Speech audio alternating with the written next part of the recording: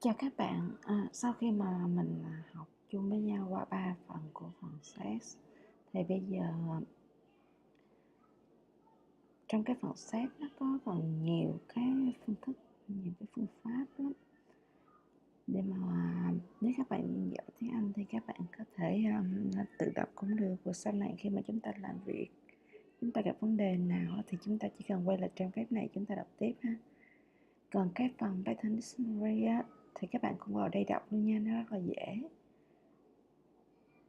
Để sau này mình làm thêm ví dụ đi, rồi mình quay lại đây mình học hỏi với nhau ha. Tại vì mình đang hướng dẫn các bạn qua các phần khác.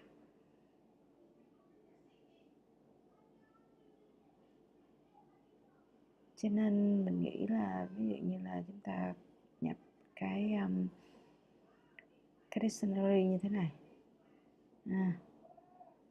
Ví dụ như dictionary bằng bằng ngoặc này ha. Đầu tiên là phải có cái keyword, ví dụ là 1. Thì nó là cái giá trị của nó là 1, là value là 1. Rồi tới keyword là 2 chẳng hạn, thì cái value của nó là 2. Rồi cái keyword là 3 chẳng hạn, thì cái value của nó là 3.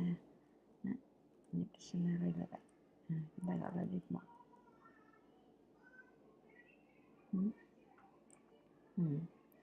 Rồi, nó là vậy. Chúng ta có thể xóa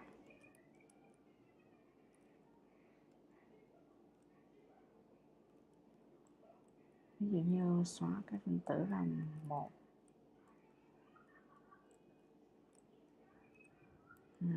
Thì div 1 có 2 với 3 thôi.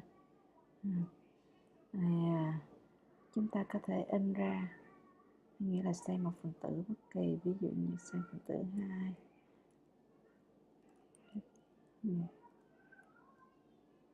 Và chữ 2. Thì nó ra cái số 2 đây, value, giá trị. Chúng ta có thể lấy giá trị bằng cách là sử dụng phương thức get này cũng được.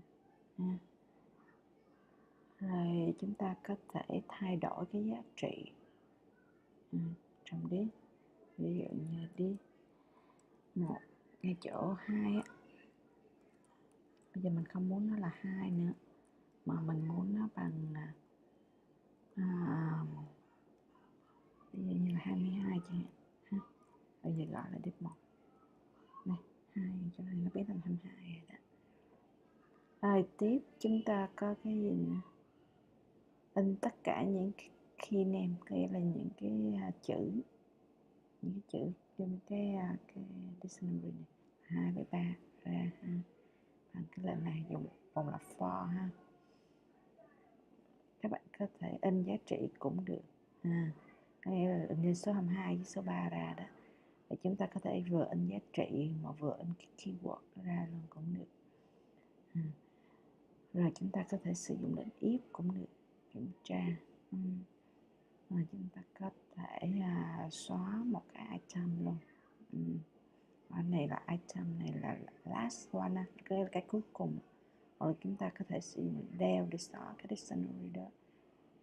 Lệnh clear thì chỉ là xóa cái nội dung thôi, cái tên của cái dictionary đó vẫn còn. Rồi có thể copy dictionary, rồi có thể là tạo một cái dictionary bằng cách sử dụng lệnh div này.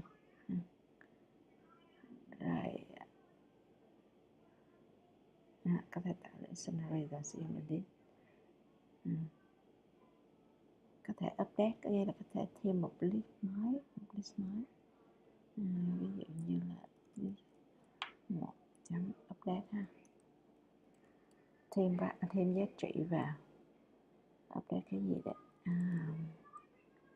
ví dụ như là báo 4 ha, 2.4 thử ra hiểu không?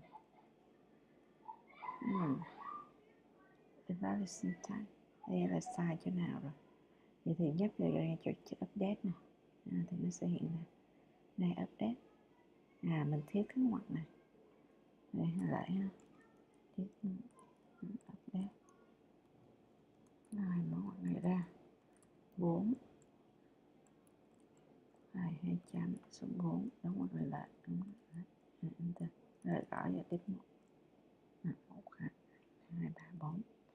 Các bạn cứ xem tất cả những cái công thức nào mà các bạn không hiểu thì các bạn vào đây xem hết ha.